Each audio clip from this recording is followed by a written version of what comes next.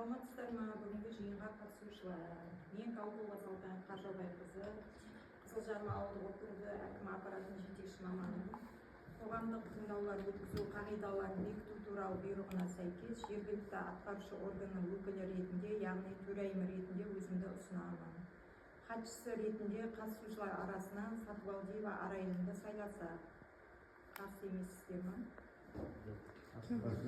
Онда бірауыздан сайланды. Қоғамдық тыңдауды ашық деп жариялаймын.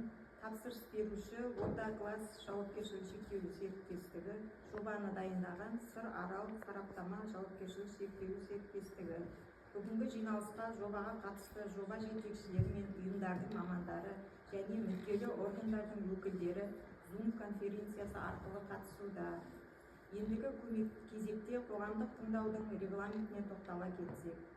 Баяндама жасауға 10-15 минут қосымша сөйлеймін деушілерге 3-5 минуттан беріледі. Келісеміз бе? Ұсыныс сұрақтарыңыз болса, баяндамашыны тыңдап болғаннан кейін талқылауға көшеміз. Баяндама аяқталғаннан кейін жоба бойынша ұсыныстарыңыз, сұрақтарыңыз, пікірлеріңіз болса, аты жөндеріңізді атай отырып қойсаңыздар болады. Осы регламентпен келіссеңіздер, қоғамдық тыңдаудың күн тәртібі және регламенті бірауыздан бекітіледі. Ендігі кезекте жоба бойынша баяндамашы Оразбаева Ғазизаға сөз кезегін беремін. Сәлеметсіздер ме? Бүгін 2025-2027 жылдарға өнімділігі жылына 197.100 тоннаны құрайтын шыны өндіру және өңдеу зауытының атмосфераға ластаушы заттардың рұқсат етілген шығарындыларына нормативтеріне түзету жобасы қарастырылады. Тапсырыс беруші Орда класс ЛТД жауапкершілігі шектеулі серіктестігі, жобаны әзірлеуші Сыр Арал сараптама жауапкершілігі шектеулі серіктестігі.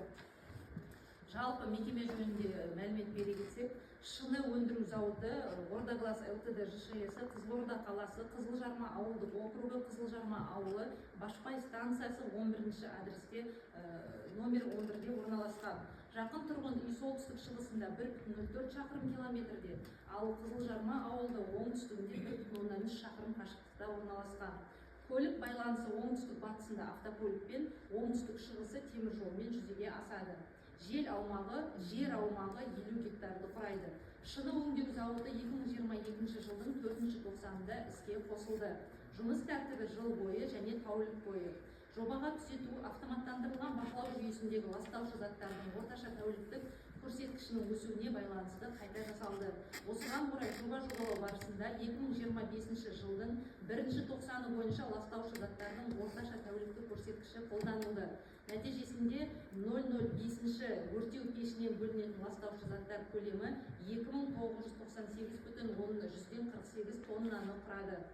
Сондай-ақ энергетикалық комплекстегі барлық қыздырғыштардың іске қосылуына байланысты жалпы саны 23 қыздырғыш іске қосылды. Алдыңғы жобада 17 бірлігі көрсетілген болатын. Эксплуатация барысында 65 ауаны ластау көздері белгілі болды, оның 39-ы ұйымдасқан, ал 26-сы ұйымдаспаған. Соның ішінде 4 авариялық дизель электростанциялары көрсетілген, ол нормативке енгізілмеді. Жалпы ластаушы заттар көлемі 3163,45 тонна жылына құрайды. 24-ші жылы алған санитариялық эпидемиологиялық қорытындыға сәйкес мекеменің санитарлық қорғау аймағы 1000 метрді құрайды. Су желісі қалалық желіден қарастырылған, территория аумағында су сақтау резервуарлары қарастырылған, суды әкету қалалық ағын су кәріз жүйесіне әкетіледі. Зауыттың технологиялық циклінде суды қайта пайдалану қарастырылады. Ал қайта пайдаланылатын су көлемі 298,62 мың метр куб жылына құрайды. Кәсіпорынның қоршаған ортаны ластау көзі ретіндегі сипаттамасы жалпы технологиясы бойынша стеклоны қайнататын пешке барлық шикізаттар салынып, сонда қайнау жұмыстары жүреді.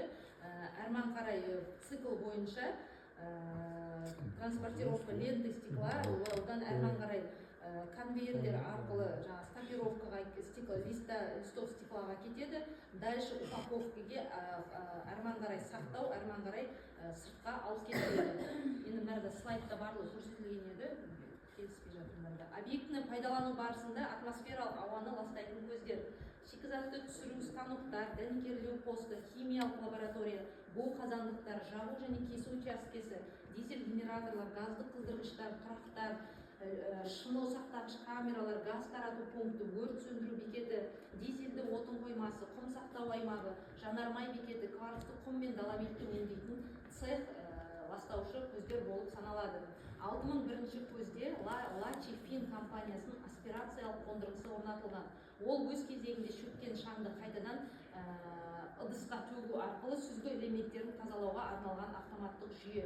Аспирациялық тиімділігі динатрий карбонат үшін 48,88%, шаң үшін 34,6%, 29,07 шаң үшін және 29,08 номерлі шаң үшін 43,87% құрайды. Атмосфералық ауаға бөлінетін ластаушы заттар тізіміне темір, марганец және оның қоспасы, динатрий карбонат, азот диоксид, азот оксид, сера қышқылы, көміртек, күкірт диоксид және де тағы сол сияқты ластаушы көздегендер заттар жатады. Қалдықтар тізімі мен көлемі бұл мекемеде 12 қалдық түрі бөлінеді. Оның ішінде арнайы тоқтап өтсек, сынған шынылар мен ақауы бар шынылар, оның көлемі 34,339 тонна жылына. Өртке төзімді материалдар 54 тоннаны құрайды, әртүрлі металдар 120 тоннаны, майлау материалдары 30 тонна, ағаш қалдықтары 47 тонна, бір реттік жұмсақ контейнерлер 10 тонна, пластмассалар, резиналар, полиэтилендер 2 тонна, қағаз және картондар 1 тонна, арнайы киімдер, аяқ киімдер қалдықтары 2,1 тонна, электрод сынықтар 0,7 тонна, абразивті өнімдердің қалдықтары 0,1 тонна, істен шыққан люминесцентті лампалар 0,13 тонна, лабораториялық сынған ыдыстар мен реактивтер 0,2 тонна, қатты тұрмыстық қалдықтар 5739 тоннаны құрайды. Өндірістік экологиялық бақылау бағдарламасына сәйкес жүзеге асырылады. Атмосфералық ауаның мониторинг санитарлық аймақ шекарасында азот, көміртек оксидтері және шаңға жүргізілу ұсынылады. Сондай-ақ өндірістен тұтыну қалдықтарына мониторинг жүргізу ұсынылып отыр. Қоршаған ортаны қорғау іс-шараларына санитариялық қорғау аумағында инструменталды өлшеу жұмыстарын жүргізу, өндірісте суды қайта пайдалану, өндірісте сынған шыныларды қайта қолдану, автоматтандырылған бақылау жүйесінде бағдарламалық қамтамасыз ету, территория аумағын көгалдандыру, шикізат материалдар және алынған өнімді радиоэкологиялық бақылаудан өткізу, өндіріс және тұтыну қалдықтарын жинау, бөлу және өткізу жұмыстары жатады. Қорыта келгенде, тұтастай алғанда объектіні пайдалану кезеңі салдары ұсынылған табиғат қорғау іс-шараларын сақтаған кезде, сондай-ақ қалдықтарды бөлу, жинақтау, уақытша сақтау, арнайы орындарда, контейнерлерде қарастырылған жағдайда қоршаған ортаға зияны әсері аса қауіпті болмайтындығын көрсетті. Назарларыңызға рахмет. Бұл қысқаша мәлімет болатын. Баяндамашыға ұсыныс сұрақтарыңыз бар ма? Ұсыныс, пікір, сұрақтарыңыз болса, мархабат. Менде бар. Дегенмен жаңа айтып жатсыз, сонда да осы... Сіздің қарай көрсетейін. Сонда да мынау ауаны ластап жатыр ғой. Ол қанша енді процент шынымды айтсақ? Енді ол орада биіктігі 98 метрлік труба тұр. Жаңағы именно стекловаренный пеш деп айтып жатырмыз ғой жаңағы. Сол пеште барлық жаңағы шикізат қайнатылады. Ол үздіксіз жұмыс жасайды. 365 күн 24 сағат сменмен жұмыс жасайды. Ол труба биік болған сайын негізі оның жаңағы шығатын түтін бар ғой, қазақша айтқанда выброс деп айтамыз біз. Ол жаңағы жайылу несі қатты кетпейді. Біз жаңа санитарлық қорғау аймағы деп айттық қой, ол кісілерде 1000 метр. 1000 метрден айырға ол арман қарай ұшпайды деген сөз, заң бойынша. Сосын бұл кісілерде автоматтандырылған АСН бар, автоматтандырылған мониторинг жаңағы мониторинг жүйесі деген бар. Бұл кісілерден шығатын выброс тікелей министерствоға кетіп отырады. Министерствоның бақылауында бұл кісілерден шығып жатырған выбростар. Оның біздің департамент экологияда бақылауда ұстайды. Сосын бұл кісілер әрмен қарай тағы да жаңа технологиялық емен жаңағы әрмен қарай выбростарды одан да төмендетуге жұмыстар жасау үстінде жасайды. Шамалы зияндығы бар ғой деймін. Әрине болады. Qadağalап Иә. bizim Biz Kırcan'dan soны- gittim bulandı. Bir жарым kilometre yani 1,5 kilometre yakın. Иә, ең жақын мына Енді- Титов жақтан Иә, иә. санағанда Жел қалай болады сол кезде? Көп болады. 3 километр. Алаңыз түстіңбі? Да, енді міне мына жерде заказчиктер отыр, тапсырыс беруші ордайлас мекемесі, мен жаңағы Сырарал сараптама деген проектировщик, мен жобаны жасаған мекеме сұрақтарыңызды нәрселерге қоясыздар. Тұрып, аты жөндеріңізді таныстырып қойсаңыздар, тіптен жақсы өткен протоколға жазамыз. Басқа сұрақтар жоқ. Мына жақтан жоқ баштадыңыз. Жанар, Алма.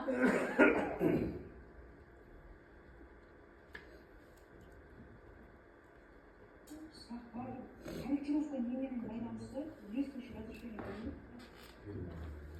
Корректировка. Бұл кісілер 25-ші жыл бар ғой, 25-ші жылдың бірінші кварталындағы АСМ-нің мәліметтерін средний суточныйын алды. Сонымен выборсызды көбейтіндіреп тұр. Сонымен 982 тоннаға көбейіп кетіп тұр да солай. Иә. Сіздердің АСМ мәліметімен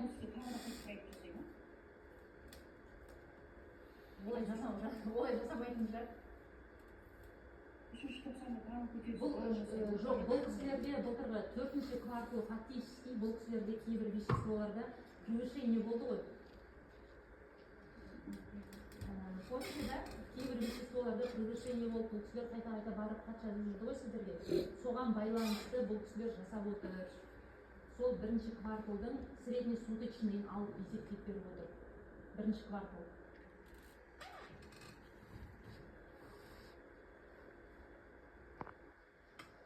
АСМ-нің мәліметтері дәл сіздермен бірдей деген ақпарат берді бұл кісілер бізге, біз сол бойынша есептедік. Естімей қалды ма, Жанар? Я жаңа естімей қалдым. Связь нашарып тұрып. Иә. негіздемеге сол АСМ-ның дамуына. Сонда бірінші тоқсанда АСМ-нің показателімен нормативті қайтып жасағысы келді. Солай ғой. Иә, средний суточныйды алып тұр. Алдында нені алды? Алдында былтыры біз бірінші, екінші, үшінші квартал ПЭК отчеттың данныйын среднейін алдық. Сосын 4-ші кварталға, қазір айтам, 1-ші октябрь мен 12-ші декабрь аралығындағы АСМ-нің средний суточныйын алып, төртеуінің средний суточныйын сосын қосып алдық. Сол кезде 2180 шыққан болатын.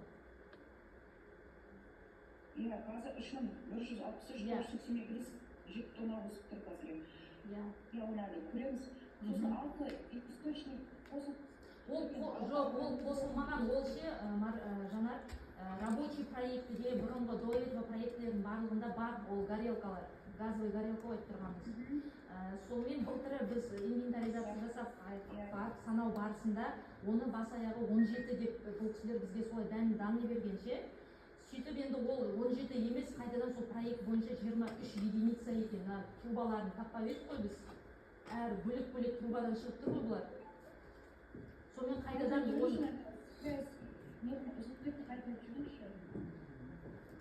о бастағы рабочий проект бойынша бұл кісілерде 23 негізі горелка. Иә.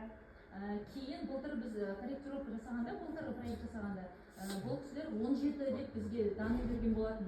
Енді бұйыл қайтадан 23 екен деп, 23-ке қайтадан сол бар екен ол горелкалар ше. Дұрыс-дұрысын алмадым білмейді. Негізі ол новый источник емес деген ғой, былтырғы проектте біз алып тастадық оны.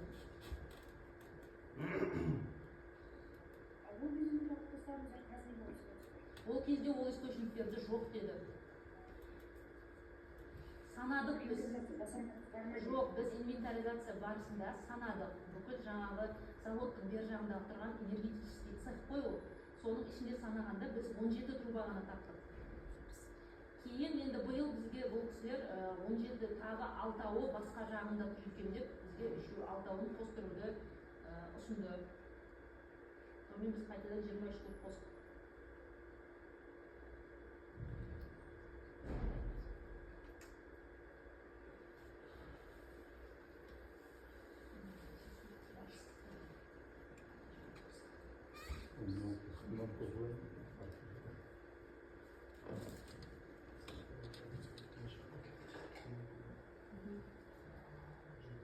Жанар? Мәссаған. Свет нашар болып.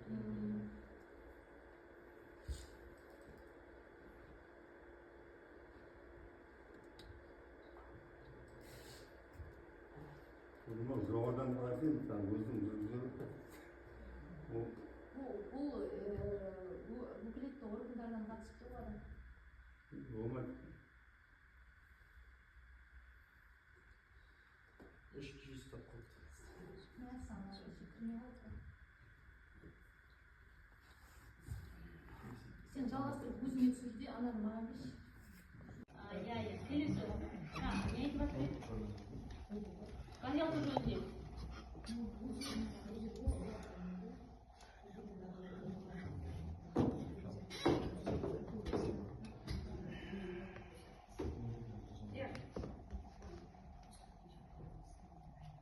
Естімей қалдыңыз, Жанар.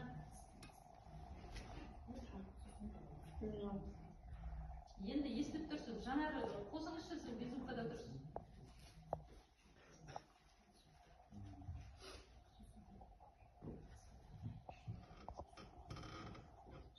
Алдында алты горелка қосылмай қалған ба не инвентаризацияға? Қалай бұл жерде?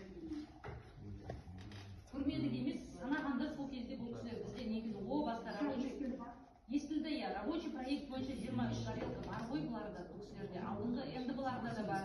Бірақ былтыры бізге алдырып тастап тұрды заказчиктердің инициативасы бойынша ол горелкалар жоқ деп. Енді қайтадан биыл қостырып тұр.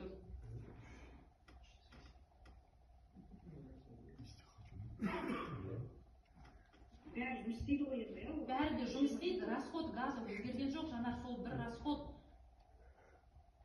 Просто алдында 17-ге бөлдік, қазір соны 23-ге бөліп есептеп тұрмыз. Выброс еш нәрсе өзгерген жоқ одан.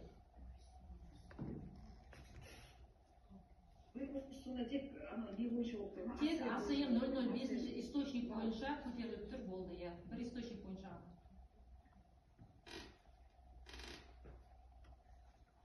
Қалған шарттар сараптама барысында қойылады. Экопорталда сұрақтар болды ма? Жоқ, ол жақтан сұрақтар жоқ. Жоқ, ешкімнен сұрақ келген.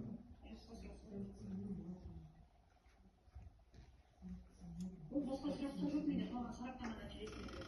Иә, Алма. Менде сұрақ жоқ. Сіздер бөтен мемлекеттік органдардан түскенде қойсыңыз? Жоқ, ол келген жоқ, порталда ешқандай замечание, ұсыныс келген жоқ.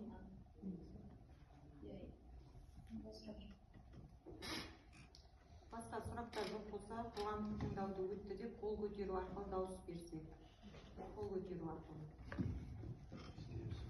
Бүгінгі қоғамдық тыңдауды өтті деп есептейміз. Қоғамдық тыңдауды жабық деп жариялаймын. Келіп уақыт бөліп қатысқандарыңызға рахмет. Сау болыңыздар.